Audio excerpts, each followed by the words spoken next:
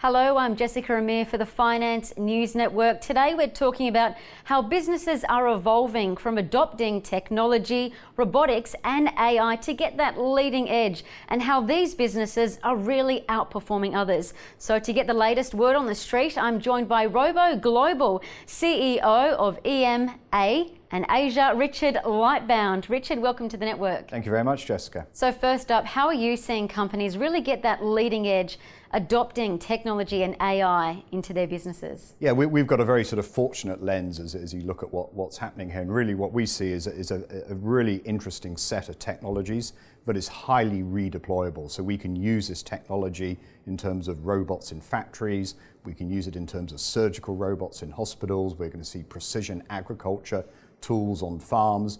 This is entering our homes, it's in our cars, it's going to be educating our children. So it's everywhere. And if you want a couple of quick examples, you can look at a company like Intuitive Surgical. They have a robotic platform that assists with surgeries. They did 800,000 surgeries last year. You can then also look at companies like John Deere, very established company. They make tractors, but again, they're incorporating all of this technology into their products and really becoming a precision ag company. With robotics and automation very quickly becoming mainstream, their investments are outperforming too. Yeah, you're right, Jessica. I mean, this is absolutely happening now. We're probably about 10% into the journey. But as you look at this theme and you compare it to what happened with the internet, it took the internet 20 years to become 10% of the S&P 500, which is about $2.4 trillion of market value. It's not going to take robotics, automation and AI 20 years to have a similar value. This is much, much broader. We can see this flowing through. If you look at the industrial subsector that we cover, you've got companies like Fanuc and Yaskawa. They've got very high double-digit sales growth at the moment. Fanuc just reported sales growth at 30%. You can look at other areas of this opportunity. We've got some of our surgical robot companies that have got 20% sales growth. So, you know, this is clearly happening right now. And Richard, you've lived across the globe really, meeting some very inspirational minds. So what would you say are the most profound things that you've come across? I think what's really interesting about this opportunity is this set of technologies that, again, we're seeing redeployed into different areas of society. It's not for the benefit of that sort of upper 1%. It's really going to be very widely adopted, and it's going to benefit everyone. We visited a private company recently, and they're using 3D printing technology, which is a part of our index, and they're actually 3D printing prosthetic arms for children. And these arms are great because they're light, they're comfortable for the children, and then they've gone this extra step where they can actually be designed as a superhero arm, and it's fantastic for the kids. So Richard, a lot of investors actually don't know how to invest in this very fast moving space. So you've actually built an index. It's being tracked right all over the globe so people can invest in it. And one fund, it's called ROBO, ticker code ROBO, generated a return of over 30% last year.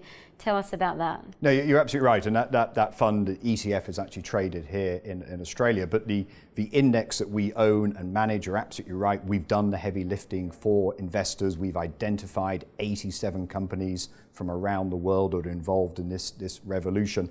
And right now there's close to $4 billion that's tracking it. So how has the index been built? This really combines the best of both worlds. So we've got a group of research sell-side analysts who work very closely with some of the world's leading robotics experts. We've got about 200 years of real robotics experience in the team. And it's that group that really go out and identify well-established companies with technology and market leadership. We've put them into the index. We weight them on a modified equal weighting scheme because we want everyone to be able to contribute to growth, but we don't want to be over-concentrated in terms of any particular stock. And we then rebalance that index 4 times per year. So what else should people know about the index? Well, I think first of all, it's unique exposure. So if investors look at these 87 companies, they probably won't recognize many of them. They won't be holding them. This is companies like Fanuc and Yaskawa in Japan. It's Ko-Young in South Korea. It's Mazor Robotics in Israel. It's Renishaw in the UK. I mean, these are names that they just won't have exposure to. So as I said, it's unique. These are also well-established companies. They have a strong track record. And I think the most important message here is this theme is so important.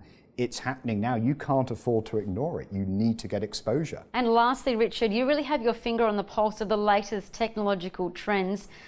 So what will the future look like in 5 to 10 years from now? Look, this is an era of dramatic change. I mean, children born today are not going to be driving cars. If we look at how healthcare gets applied today, it's going to see absolutely archaic that we suddenly arrive at A&E, they don't even know who we are. We're going to see drones delivering packages to our doorsteps. I mean, this technology is just going to move into more and more areas of our daily lives. Very exciting. Richard Lightbound, thank you so much for your time. Thank you very much, Jessica.